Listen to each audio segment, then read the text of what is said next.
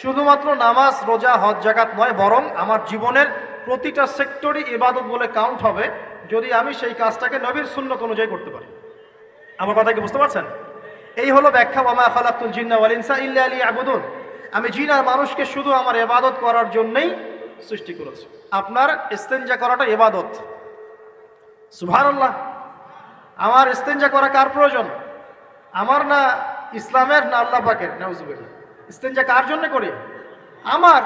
আমার প্রয়োজন। আমাকে এখন ইস্তেনজা করতে হবে, কষ্ট দিচ্ছে আমাকে। খাবার খাবেন, কার জন্য খাচ্ছেন? আমার জন্য নয় কি? আমার জন্যে। আপনি ব্যবসা করছেন, কার জন্যে? আমার জন্যে, আমার স্ত্রী সন্তান, আমার পরিবারের জন্য। আপনি সমাজ চালাচ্ছেন কার জন্য? আপনার জনগণের জন্য। এখানে স্বার্থ কার? মানুষের না আল্লাহ? আমার স্বার্থ, আমার স্বার্থে আমি এই সব কাজগুলো করব, নবীর সুন্নাহ অনুযায়ী করব, তাহলে দুনিয়াবি কাজগুলোতেও আল্লাহ পাক নেকি দিয়ে দিবেন ইনশাআল্লাহ। কেমন দুনিয়াবি কাজ? স্ত্রী সহবাস করা, স্ত্রীর সাথে ভালোবাসা, প্রণয় বিনিময় করা। আপনি স্ত্রীর দিকে তাকিয়েছেন, নেকি হয়েছে। স্ত্রীর হাতটা ধরেছেন, নেকি হয়েছে। স্ত্রীকে আদর করেছেন, নেকি হয়েছে। তার মুখের মধ্যে ভাত তুলে দিয়েছেন, নেকি হয়েছে। আপনার ছেলেকে আদর করে কোলে নিয়েছেন, নেকি হয়েছে। মা ছেলেকে দুধ পান করাচ্ছে, নেকি হচ্ছে। আপনি ভাইকে 5টা টাকা দিয়ে সহযোগিতা করলেন, নেকি হচ্ছে। একজন এসে বসতে পারছে না, জায়গা ছেড়ে দিলেন, নেকি হচ্ছে। ইভেন রাস্তায় হাঁটছেন, এক মুসলিম ভাইয়ের সাথে সাক্ষাৎ হলো, সালাম দিলেন, মুচকি হাসি দিলেন, নেকি হয়ে গেল। তাহলে আমরা কিভাবে বলতে পারি যে ইসলাম কি শুধু নামাজ, রোজা, হজ, যাকাতকেই স্বীকৃতি দেয়, এগুলো করতেই দুনিয়াতে আসছি, নাকি সব কাজই ইবাদত? আমার আলোচনা কি কঠিন হয়ে যাচ্ছে? আমাদের জীবনের প্রতিটা কাজই ইবাদত, যদি সেটা রাসূল সাল্লাল্লাহু আলাইহি ওয়াসাল্লামের সুন্নাহ মতো করা হয়। 3টা জিনিস খেয়াল রাখতে হবে। কয়টা জিনিস ভাই? এক, সেই ইবাদত হতে হবে আল্লাহর সন্তুষ্টির জন্য। এই যে আমি স্ত্রীর মুখে ভাত তুলে দিচ্ছি, তার কাছ থেকে কিছু পাওয়ার আশায় নয়, আমি দিচ্ছি আল্লাহর সন্তুষ্টির জন্য। আমি যে একজন মুসলিম ভাইকে হাসি মুখে সাক্ষাৎ করলাম, ও আমাকে ভালো বলবে, পরে আমাকে হেল্প করবে, এমন এই জন্য নয়, আল্লাহ পাক সন্তুষ্ট হবেন তাই।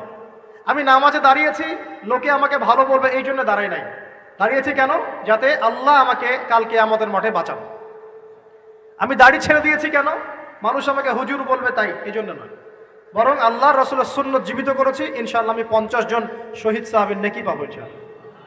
কেন আমি টাকনুর নিচে কাপড় পরছি না? কারণ কি মানুষ আমাকে বলবে নতুন ফ্যাশন? না, আমি এই কারণে পড়ছি যাতে রাসূল সাল্লাল্লাহু আলাইহি ওয়াসাল্লাম কাল কিয়ামতের মাঠে এই সুন্নাহর উপর আমল করার জন্য আমার পক্ষে সুপারিশ করেন। আমার ইবাদত, আমার পর্দা, আমার পরিবার, আমার ব্যবসা, আমার অর্থনীতি, আমার পলিটিক্স, সবকিছু আল্লাহর জন্য করব, এই একটা হলো মূলনীতি ইবাদত কবুল হওয়ার। 1, 2, সেই আমলটা হতে হবে রাসূলের সুন্নাহ মোতাবেক, অন্য কোনো পদ্ধতিতে নয়। মনে করেন আমি একজন খুব বড় বুজুর্গ হয়ে গেছি, নাউজুবিল্লাহ। না, আমরা এত বড় বুজুর্গ হয়ে যাই নাই। যে টাইটেলগুলো আপনারা দেন, এগুলোর কোনো প্রয়োজনও নাই। এখন একজন বড় বুজুর্গ এসে যদি আপনাকে কোনো ইবাদতের পদ্ধতি শিখিয়ে দেয়, এই পদ্ধতিতে ইবাদত করো, অনেক ভালো হবে, কিন্তু ওই পদ্ধতির সাথে রাসূলের এবং সাহাবীদের পদ্ধতির কোনো মিল নাই। মুখরোচক মনে হলেও, দেখতে সুন্দর মনে হলেও, এবং অনেক মানুষ তা করছে এরকম দলিল থাকলেও সেই কাজটা করা যাবে না। কারণ কি? কারণ সেই কাজটা রাসূল সাল্লাল্লাহু আলাইহি ওয়াসাল্লামের সুন্নাহ মাফিক হয়নি। আল্লাহ রাসূল করেন নাই, সাহাবীরা করেন নাই, বাস আমি করব না, সিম্পল। ইমামরাও করেন নাই, পরবর্তী জেনারেশনে কেউই করেন নাই। এখন যত ভালো টাটকা মজা লাগুক, দেখতে সুন্দর লাগুক, বহু মানুষ করছে, এইসব দলিলে ইসলাম টিকবে না। আল্লাহ পাক বোঝার তৌফিক দান করুন। 1 নম্বর শর্ত, আল্লাহর সন্তুষ্টির জন্য হতে হবে। 2 নম্বর, রাসূলের পদ্ধতিতে হতে হবে। 3 নম্বর, খুব ডিফিকাল্ট, 3 নম্বরটা বেশি ডিফিকাল্ট। প্রথম 2টা পার হয়ে গেলেও 3 নম্বরে গিয়ে আমরা আটকে যাচ্ছি আর কি। বলবো? রাগটা করবেন না তো? 3 নম্বর হচ্ছে রিজিক হালাল হতে হবে। রিজিক হালাল হতে হবে।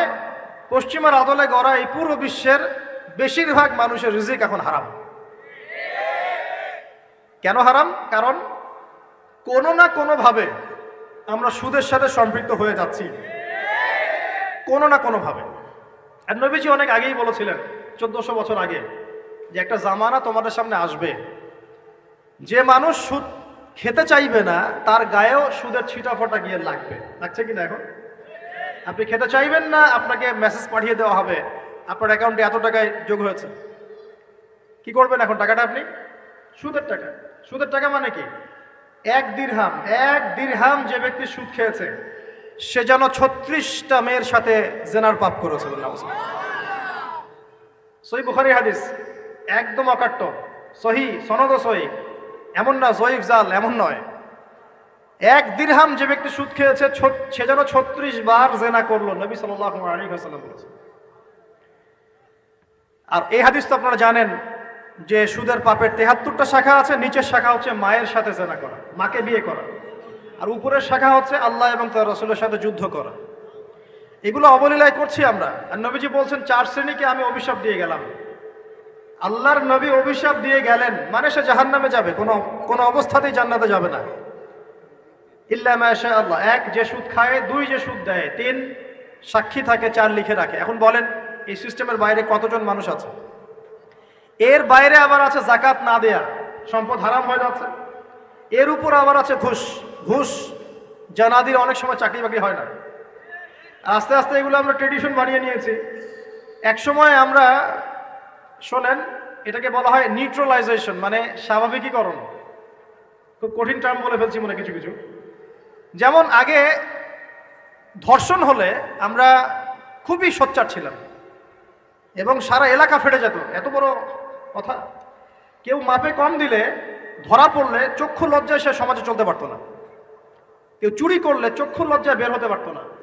আস্তে আস্তে আস্তে আস্তে আস্তে আস্তে এই যে মাপে কম দেয়া বলেন, সুদ বলেন, জেনা বলেন, আস্তে আস্তে পাপগুলোকে আমরা নিউট্রালাইজেশন করে ফেলেছি, নিউট্রালাইজ হয়ে গেছে। হ্যাঁ, দর্শন ডেইলি 4-5টা হয়, সুদ সবাই খায়, আমিও খাই, জেনা তো সবাই করে, বয়ফ্রেন্ড গার্লফ্রেন্ড ফ্রি মিক্সিং আছে, আমি করলে সমস্যা কি? ওর তো 4টা, আমার তো মাত্র 1টা। ওর চেয়ে আমি ভালো। ওর 5টা বয়ফ্রেন্ড, আমার তো 1টা। ওর 4টা গার্লফ্রেন্ড, আমার তো 1টা। আমি তো ভালো। আমার ছেলে খুব ভালো, শুধু মাঝে মাঝে একটু ড্রিঙ্কস করে, ব্যাপারটা এরকম আর কি। তো এই যে পাপকে নিউট্রালাইজেশন করা হচ্ছে আস্তে আস্তে, স্বাভাবিকীকরণ। এই ফ্লোতে আমরা মোটামুটি সবাই পড়ে গিয়ে এখন রিজিক হারাম হয়ে যাচ্ছে। ঘুষ দিতে হয় না, চাকরি হবে না। আবার দেখেন জাকাত না দেওয়ার মধ্য দিয়ে রিজিক হারাম করে ফেলছি, সুদ খাওয়ার মধ্য দিয়ে করছি, ঘুষ নেওয়ার মধ্য দিয়ে করছি, কোনো ক্ষেত্রে করাপশন, অন্যের সম্পদ আত্মসাতের মধ্য দিয়ে করছি। এর বাইরে যারা ব্যবসা করছি, আমরা যে দুধে দেওয়া তুলসী পাতা এমনও নয়, কোনো সময় মাপে কম দিচ্ছি। এই যে টাটকা জিনিস বলে ভেজাল খাওয়াচ্ছি, 3 দিনের বাসি তেল দিয়ে ইফতার রান্না করে খাওয়াই দিবে, বলবে একদম টাটকা জিনিস। রমজান মাস আসছে সামনে না, কত যে মানুষ বের হবে যারা তারাবির নামাজ পড়বে, একদম 20 রাকাত, ওখানে রাকাত দিয়ে ঝগড়া হবে। ঠিক ওরাই যখন দেখবেন বিকালে দুপুরে ইফতার বিক্রি করবে, বিভিন্ন পণ্য বিক্রি করবে, দেখবেন যে দুনিয়ার বাসি পচা আপনাকে খাওয়াই দিবে। এই শ্রেণীর মানুষের ধারণা যে লা ইলাহা ইল্লাল্লাহ শুধু মসজিদে আছে, বাজারে নাই। এটা ধারণা, লা ইলাহা ইল্লাল্লাহ মুহাম্মাদুর রাসূলুল্লাহ, এটা মসজিদে আছে, বাজারে, সমাজে, অন্য জায়গায় নাই। এটা তাদের ধারণা। তাদের এই ধারণা অচিরেই ভাঙবে যখন মৃত্যুর দূত চলে আসবে ইনশাআল্লাহ। তখন বুঝবে লা ইলাহা ইল্লাল্লাহ একটা সার্বজনীন কালিমা, যেটা জীবনের সব ক্ষেত্রেই চলতে হবে। আল্লাহ পাক আমাদেরকে বোঝার তৌফিক দান। নবীজি বলছেন, আর দুনিয়া সিজনুল লিল মুমিন, দুনিয়া মুমিনদের জন্য কারাগার। কারাগার মানে যেখানে আমি স্বতন্ত্র স্বাধীন নই। এখানে প্রশাসন অনেক ভাই বোন আছেন, তারা জানেন কারাগার কি জিনিস। আর যারা 2-1 বার যাওয়া আসা করেছে ওরা জানে কি জিনিস। এখানে আপনার কোনো ব্যক্তি স্বাধীনতা নাই। আপনি আপনার ইস্তেঞ্জা করবেন, শিশি যেতে পারবেন না, আপনি পারমিশন নিতে হবে, তারা নিয়ে যাবে, তারপরে যেতে পারবেন, তাও হ্যান্ডকাপ পরিয়ে। দুনিয়া সিজনুল লিল মুমিন, দুনিয়া মুমিনদের কারাগার। এখানে আপনি খেতে পারবেন না, খাবার আসবে তারপর খাবেন। ঘুমাতে পারবেন না, যখন ঘুমানোর আদেশ দিবে তখন ঘুমাতে পারবেন। তাও কতক্ষণ ঘুমাবেন তাও ফিক্স করা। মানে কারাগার মানে কি? যেখানে আপনার ব্যক্তির স্বাধীনতা চলে না, যেখানে আমি চলবো একটা সিস্টেমের আওতায়। এখন নবীজি বলছেন দুনিয়াটাই হচ্ছে কারাগার। তাহলে এই দুনিয়ায় কেমন করে আমি প্রবৃত্তির দাসত্ব করতে পারি? কেমন করে আমি আল্লাহকে ভুলে নামাজ বাদ দিতে পারি? কেমন করে জাকাত সেই কবে ফরজ হয়েছে, মিল ইন্ডাস্ট্রিজ ফ্যাক্টরিজ করেছি, জাকাত দেই না। রমজান মাস যায় আসে, রোজাও রাখি না, তারাবি পড়তে পারি না। কোরআন আমার সামনে মানুষ তেলাওয়াত করে, কোরআন আমার ঘরে পড়ে আছে, শেলফের উপরে ধুলাও আছে, শেলফের উপরে কোরআন ধুলাওয়ালা, ধুলো মাখা। কোরআন পড়ার তৌফিক হয় না, নবীর হাদিসগুলো চর্চা করার তৌফিক হচ্ছে না, ইসলামিক বইপত্র পড়তে পারি না। এই কারাগারের জীবনে বসি আমি একটা মেয়ের পিছনে দৌড়াচ্ছি, মাদক খাচ্ছি, জেনা করছি, কোনো কোনো সময় ধর্ষণ করছি, কোনো কোনো সময় সুদ খাচ্ছি, ঘুষ খাচ্ছি, দুর্নীতি করছি, এই কারাগারের জীবনে বসেই, যেখানে আমার কোনো ব্যক্তি স্বাধীনতা নাই। তাহলে কারাগারের জীবনের মেয়াদ যখন শেষ হবে, যখন তাকে এখান থেকে বের করে নিয়ে আসা হবে, অর্থাৎ মৃত্যু, তখন তার সাথে কিরকম রিমান্ডে আচরণ করা হবে এটা ভালো করে বুঝে নেন এখন। নবীজি বলছেন আদ-দুনিয়া সিজনুল লিল মুমিন ওয়াল জান্নাতু লিল কাফির। কাফেরদের জন্য, মুশরিকদের জন্য এই দুনিয়াটা হচ্ছে জান্নাত। জান্নাত মানে কি? যা ইচ্ছা তাই করতে পারবে। জান্নাত মানে কি? আপনি চাচ্ছেন আল্লাহ আমি এখন একটা খামর চাই, শরাব আপনার সামনে হাজির, চিন্তা করার সাথে সাথে। জান্নাত মানে কি? আল্লাহ আমি আপনাকে দেখতে চাই, আল্লাহকে আপনি দেখতে পারবেন। জান্নাত মানে কি? আপনি মধুর নহর, দুধের নহর, পানির নহর, শরাবের নহর, হুরুন ঈন চতুর্দিকে ঘোরাফেরা করছে। একজন নিম্নমানের জান্নাতি, মানে সবচেয়ে শেষের দিকে যারা জান্নাতে যাবে, তাদের সাথেই দুজন করে হুরুন ঈন, আহাল পরিবার তো আছেই, গিলমান পানপাত্র নিয়ে চারপাশে ঘোরাফেরা করবে। জান্নাত মানে কি? যেখানে যা ইচ্ছা তাই করা যাবে, বলার কেউ নাই, বাধা দেওয়ার কেউ নাই, সেখানে কোনো মৃত্যু নাই, সেখানে কোনো অহেতুক কথাবার্তাও নাই, কোনো গাল গল্প নাই, কোনো মিথ্যা নাই, কষ্টের ক্লেশ মাত্র নাই, থুতু ফেলতে হবে না। জান্নাত মানে থুতু ফেলতে হবে না। জান্নাত মানে হাঁচি হবে না, নাক ঝাড়তে হবে না। জান্নাত মানে ইস্তেঞ্জা, পেশাব পায়খানা করার টেনশন নাই। মানুষ খাবার খাবে, একটা ঢেকুর তুলবে, ব্যাস খাবার হজম হয়ে গেছে। আর জান্নাতের সবচেয়ে বড় বিষয়টা কি? আল্লাহ পাককে আমরা এই চোখ দিয়ে দেখতে পারবো ইনশাআল্লাহ। আর তার সমকক্ষ একটা বিষয় হচ্ছে আল্লাহ পাক বলে দিবেন যে আমি তোমাদের সবার উপর সন্তুষ্ট হয়ে গেলাম, যাও কোনোদিন অসন্তুষ্ট হও। ব্যাস, এখন আপনি যত কিছুই করেন এই বস্তুবাদী জীবনে, মনে একটা ভয় থেকে যাবে। আপনি বিশ্ব নেতা হয়েছেন, বড় শিল্পপতি হয়েছেন, পলিটিশিয়ান হয়েছেন, ইকোনমিস্ট হয়েছেন, মনে একটা ভয় থেকে যাবে যে মরতে আমাকে হবে, আল্লাহ আমাকে ধরবেই, হিসেব আমাকে দেওয়া লাগবেই, কবরে আমাকে একাই যাওয়া লাগবেই, আমাকে কিয়ামতের মাঠে দাঁড়াতে হবে আল্লাহর সামনে। মনে একটা ভয় কাজ করে, যদিও বাইরে মানুষ দেখায় যে কোনো ভয় নাই। মানুষ বাইরে অভিনয় করে, মানুষ সমাজের মানুষের সাথে বাইরে একটা অভিনয় করে। কোনো কোনো ক্ষেত্রে আমরা নিজেরাই নিজেদের সাথে অভিনয় করি। কথা সাহিত্যিক হুমায়ুন আহমেদের নাম শুনেছিলেন? শুনেছেন? ইন্তেকাল করেছেন।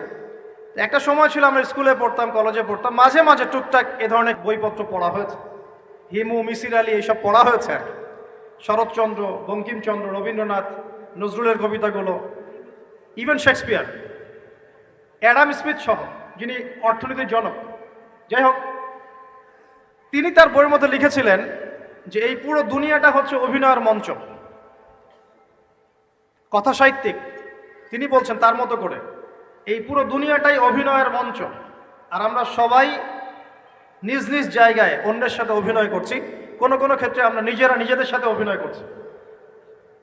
তিনি বলছিলেন আমরা সবাই অভিনেতা, আর সবচেয়ে বড় অভিনেতা হচ্ছে পলিটিশিয়ানরা, কারণ তাদেরকে অনেক বড় মঞ্চে অভিনয় করতে হয়।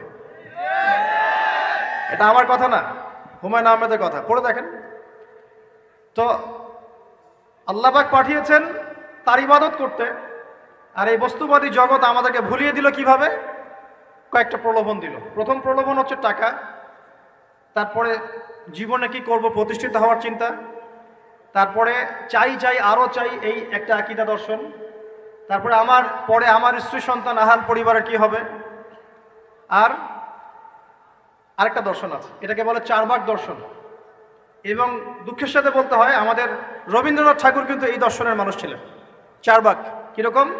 তার কবিতা পড়লে দেখবেন লিখে আছে, দুহাতে যা পাও হাত পেতে নাও, দুহাতে যা পাও হাত পেতে নাও, বাকির খাতা শূন্য থাক, বাকির খাতা শূন্য থাক। ঠিক চারবাক দর্শন, যেটা ফিলোসফি পড়েছেন, এখানে অনেক টিচারও আছেন আমি জানি, তারা এই কথাগুলো বুঝবেন। চারবাক দর্শন কেমন? ঋণ করে ঘি খাও, ঋণ করে ঘি খাও, যতদিন বাঁচবে সুখে বাঁচবে, এটা হলো চারবাক দর্শন। তো দুহাতে যা পাও হাত পেতে নাও, বাকির খাতা শূন্য থাক, মিল আছে না? ঋণ করে হলেও ঘি খান, যেভাবে হোক ঘি খান আপনি, মানে ঋণ করে হলেও ঘি খান, যতদিন বাঁচবেন সুখে বাঁচবেন। তাহলে এই দর্শনগুলো বস্তুবাদী না? বুঝতে পারছেন কিনা? মেটেরিয়ালিজম, বস্তুবাদিতা, মানে আপনি চোখের সামনে যা দেখছেন এই দুনিয়া যেভাবে হোক অর্জন করে নেন, বাকির খাতা শূন্য থাক। ইসলামিক কনসেপ্ট এ টোটাল ডিফারেন্ট কনসেপ্ট। ইসলামের ঈমান, আকীদা, ইসলাম, পরকাল, মুহাম্মদ সাল্লাল্লাহু আলাইহি ওয়াসাল্লামের আদর্শ সম্পূর্ণ ডিফারেন্ট।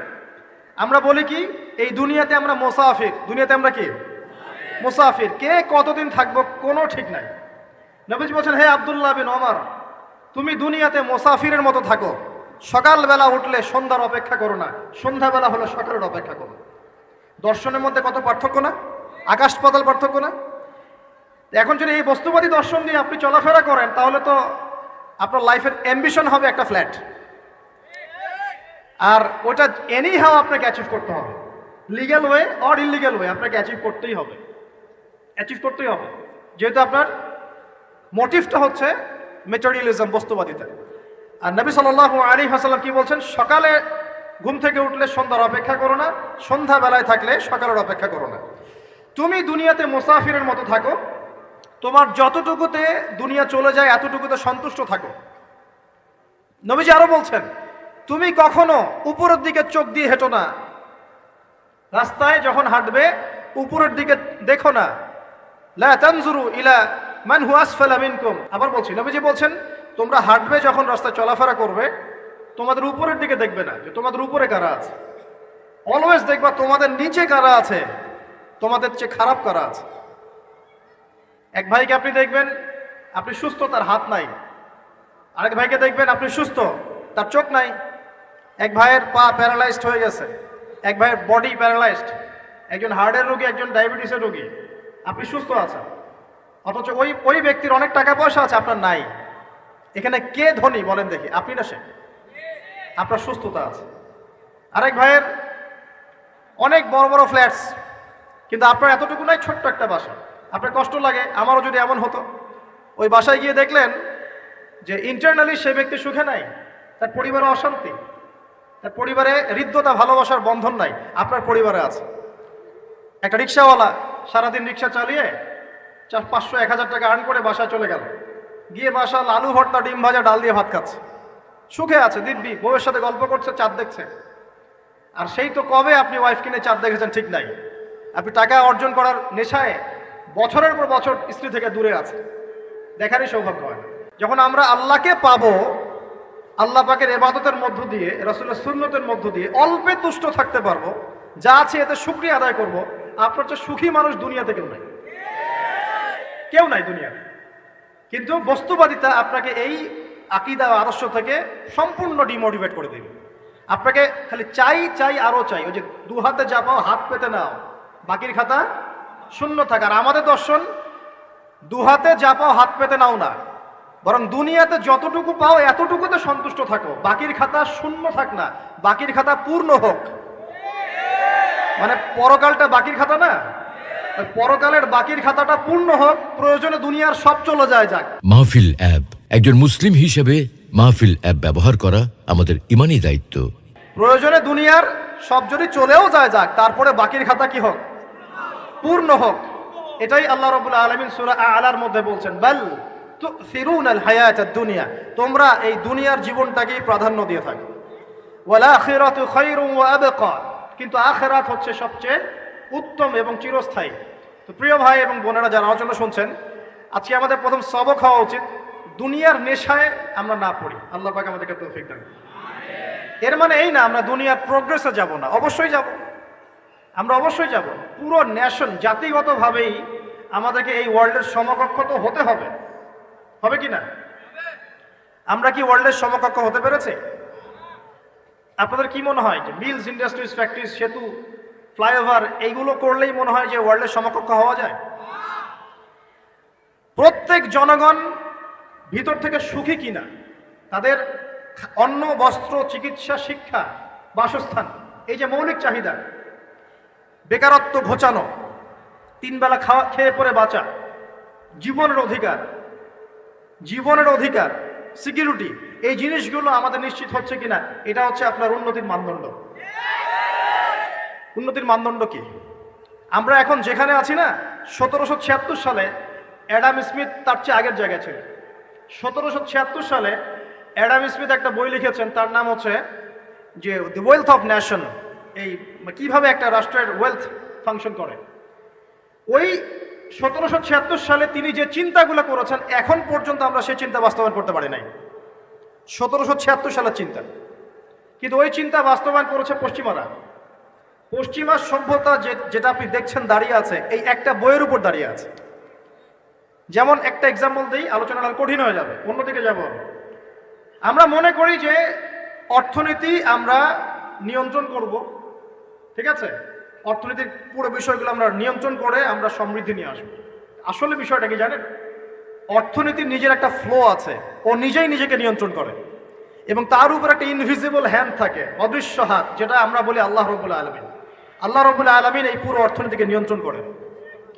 আমরা যখন সেটাকে ইন্টারফেয়ার করতে যাব তখন ইকোনমি কলাপস করে যাবে।